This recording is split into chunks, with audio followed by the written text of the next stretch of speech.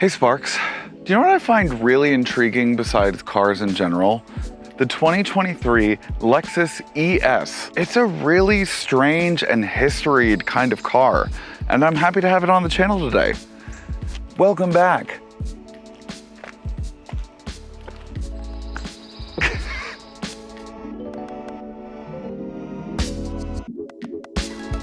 Welcome back to Sparkplug TV. My name is Chris and I do car reviews for literally everybody, not just car enthusiasts. Please don't forget to like this video, comment something down below, subscribe to the channel, and hit that bell icon so that you get notified whenever I drop a new video, which is whenever I have the willingness, the ability, the power, the umption, general aptitude. Girl, I don't know, whenever I can. Thank you so much. And thank you to Johnson Lexus of Raleigh for sponsoring today's video. Johnson Lexus, with locations in Raleigh and Durham, is the highest selling luxury brand dealership in North Carolina and the surrounding states. Link in the description down here, right down here. Speaking of dealerships, did you know that in the late 80s and early 90s when Lexus first dropped the LS, dealerships demanded that Lexus come out with a mid-size luxury sedan to be a bit more accessible to the masses, and thus the ES was born. Originally based off of the Toyota Camry, the ES was a mid-size luxury sedan that was a bit more polished on the interior and the exterior, and started in like the 20,000s back in the day.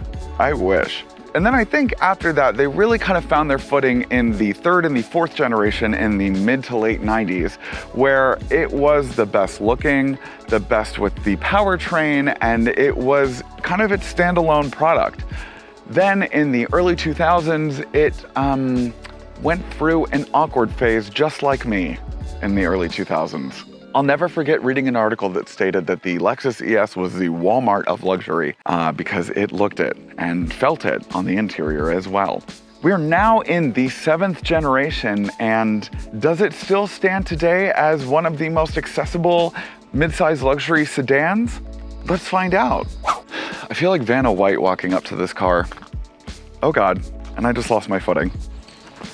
After scouring the internet for all the data that I could find on the sales on the Lexus ES, I found that for years it has been the #1 selling midsize luxury sedan for a long time. That's redundant. It has been outpacing the BMW 5 Series, the Mercedes-Benz E-Class, and just destroying the Audi A6 in terms of sales. Last year in 2022, this thing sold 44,000 units in comparison to the like 15 to 20,000 units that the BMW or the Mercedes did. Now, technically, the Model 3 Tesla did better than any of them, but we're not gonna talk about her, okay? Just because she sold over 125,000 units last year and they're in the same price range, I don't look at her as a midsize luxury sedan, okay? But bottom line, I was surprised to find out that this was the highest selling luxury midsize sedan, especially after the years of that was talked about it in the press. Truly. Ow. Being that this is the most accessible mid-size luxury sedan on the market today, the starting MSRP is around $42,000. Then you can trim it all the way up to the most expensive top-tier trim, which is around $52,000. There's about 9 to 10 different ways that you can style, option, trim, spec, whatever you want to call it. You've got the luxury, you've got the ultra luxury, you've got the F Sport, you've got the 250, you've got the 300H, you've got the 350, you've got so many options. There's so many options, but honestly, now that I've been doing research on this thing, I can understand why this is probably one of the highest selling midsize luxury sedans on the market. Okay. Okay, so let's talk power and drivetrain for Miss ES 300H F Sport handling. For the ES, you have technically three different powertrains. You have two 2.5 liter naturally aspirated inline 4-cylinder engines. The only difference is that the 300H has the hybrid powertrain with the lithium-ion battery and a pretty decent hybrid drivetrain system. The 250 gets the naturally aspirated inline 4-cylinder engine, and that's it. That one gets 0 to 60 in like 8.6 seconds. So This one gets 0 to 60 in about 8.1 seconds, but the fastest of them all is the 350 ES that has a 3.5 liter naturally aspirated V6 that gets 0 to 60 in about 6.1 seconds. This one comes in front wheel drive because, you know, gas saver, and you can also get it in all-wheel drive. To be honest, I think the most intriguing part of this whole thing to me is the fact that this has been front-wheel drive since the get-go. Front-wheel drive, a mid-size luxury sedan. That blew my mind. Personally, if I had to choose any of these, I would probably go for the 350 all-wheel drive F-Sport with the luxury package. I think that would probably come in around like $50,000, but I think that would have the best of all of them. And by all of them, I mean features, powertrain, drivetrain, etc. So this iteration of the ES300H F-Sport handling has a myriad of F-Sport only options. One of them being the 19-inch black alloy wheels that are F-Sport specific. And I love the way they look. I think that the black wheel thing has been kind of overdone in the industry so far, but they look good on this. Then the wheels are also attached to sound deadening tires that are actually really helpful on the road and really add to the ride quality of the vehicle. The F-Sport handling also does come with the active suspension dampening system that, again, is very helpful when you're driving around corners like I did this past weekend at Mountain Mama Road Rally, thanks to Out Motorsports and Toyota. Being that this is one of the highest selling midsize luxury sedans is not only because of the value that you get when you pay for it, but also the value that you get in the miles per gallon. This baby gets a combined miles per gallon of 44, okay? 43 in the city and 44 on the highway. You know what? For once, I actually like the way that the back of this F-Sport Lexus looks. I'm really glad that there's no light bar in the back. It is a little dated when it comes to the taillights, but the taillights are actually pretty good looking. I think that out of all the generations of the ES besides the late 90s one, this is the best that it's looked so far on its hiney. Now, the back fascia also has a unique look to it because it is the hybrid. Now, the 250 and the 350 do have these dual exhaust ports for the exhaust, but this being the hybrid, it has more of a bulbous kind of hybrid efficient rear fascia, and the exhaust on the driver's side looks like it's from the 1970s. So this one also does come with the rear spoiler, and you can get it added to the other models, but it comes standard on the hybrid for some reason. Now, Lexus is really leaning into convenience with this new kick open tailgate. The only problem is that it's only got about 14 cubic foot of storage in the back, and I picked my parents up from the airport yesterday and we could barely fit 3 check-in bags in the back. So, ooh, why is it so long and no trunk space? Hello. You know, truth be told, the front, excuse you. Truth be told, the front fascia is, I think, the best that the ES has looked in years. I think we're finally back to what it kind of was giving in the 90s, which was this just generally good-looking mid-size luxury sedan. The only problem I have with it is that it is kind of similar to all of the other Lexuses, especially with the oversized spindle grille. Now, I think that it is befitting of this size. I think on the IS, the spindle grille is a bit too large for its front nose. And I think, especially for the LS, it is just ginormous, and I could literally go to sleep on it. It's so big. I am glad that they got rid of the rectangle portion of the front grille that kind of made it look like the Walmart of luxury cars. But I do wish it just kind of had more of like a unique look to it, because again, it just kind of looks like every other Lexus is on the road today. I don't know, it's hard to decide, because it's like, it is the best looking that it is been in years, but it's also kind of the same as everything else. I will say that the F-Sport iteration with the side panels right here are better looking than the original ES250 or the ES350 Ultra Luxury. I really love the way that the F-Sport looks in the front iteration of it with the black spindle grille, and then it also has the premium LED 3-dot headlamps, and it looks great. I mean, I also really love the way that the hood looks, because it just kind of coincides with the front fascia, as well as it kind of makes it look like its own with the circular portion on top as well. It's a great looking car, don't get me wrong. I have really been feeling my, rich grandpa fantasy rolling down the road. Okay, let's go inside. Luxury.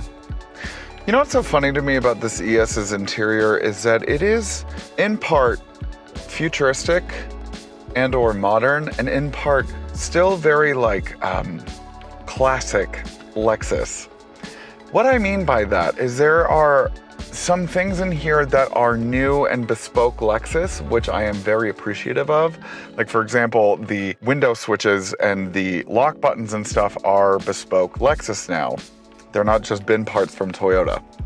The infotainment system no longer has the janky mouse pad with the click button. It is now just fully touchscreen, and you can also activate, "Hey Lexus, hey Lexus,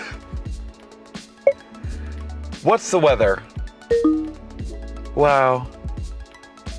There it is. The UV index is very high right now. So it has that new feature as well, integrated into the system. And as I found out in my last NX video, that the H Lexus, I'm not gonna say it because I don't want to wake it, feature is almost like an Alexa, and in how annoying it is when it comes to activating it, because sometimes I'll be driving down the road and it literally will activate because it thinks I'm saying it and I'm not. So that's I don't like that. The other thing is that it still has the movable bezel gauge cluster that was derivative of the LC and is still kind of, I mean, I enjoy that it's there.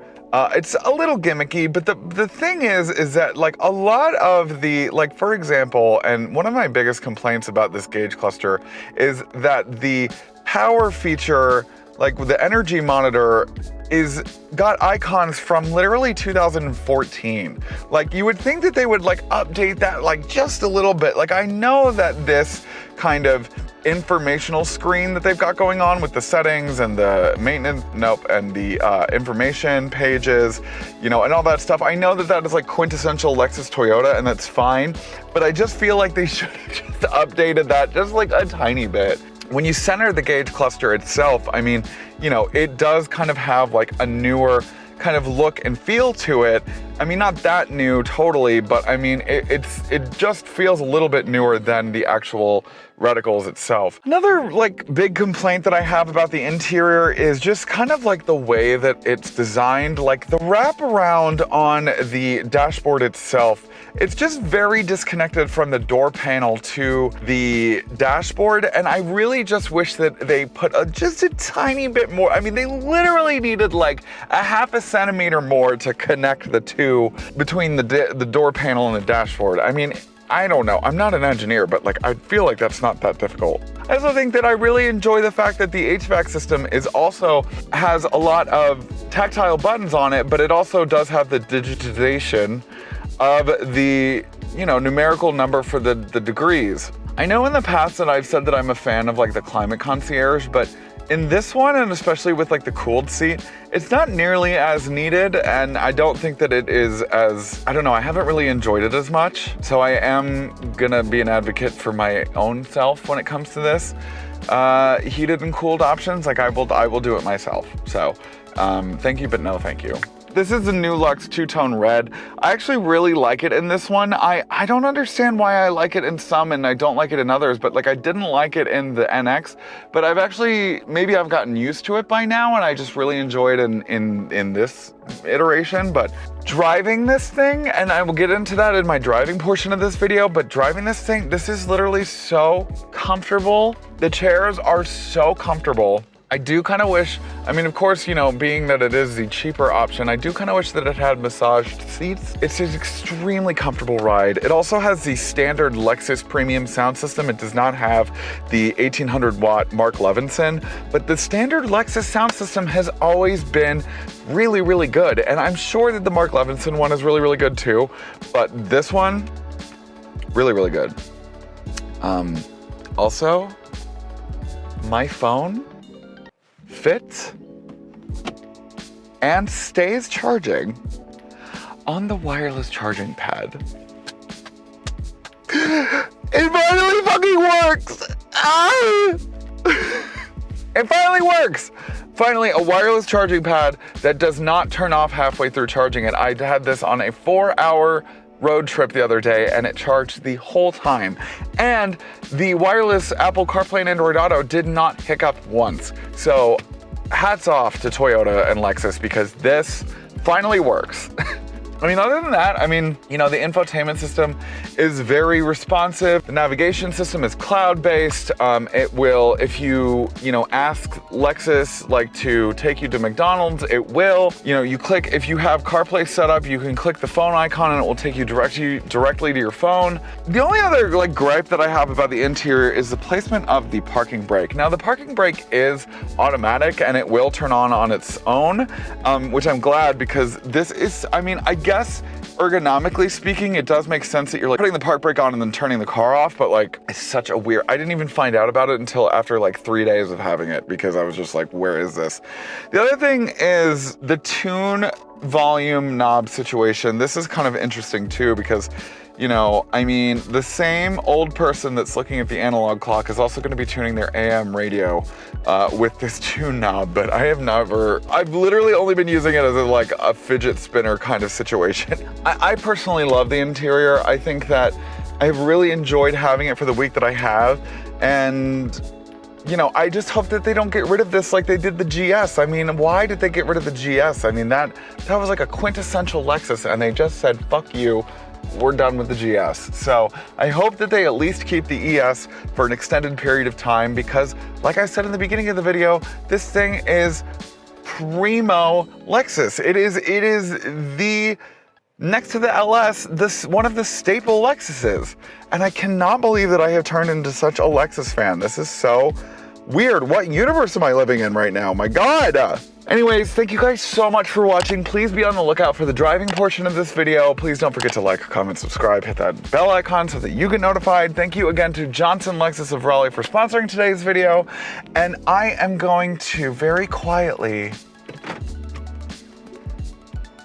in EV mode, creep back to another parking spot so that I can take my stuff out of the back. It's like that episode in The Office where Andy pinned Dwight to the shrubs because he had a Prius. Same company. Okay, bye. Hey Sparks, thanks for watching today's video. Do you want more Sparkplug TV content? Then you can choose one of these 3 options. Right over here. The middle button is to subscribe to my channel, so please do that. Right over here. These 3. I can't see them in real life, but they're right here.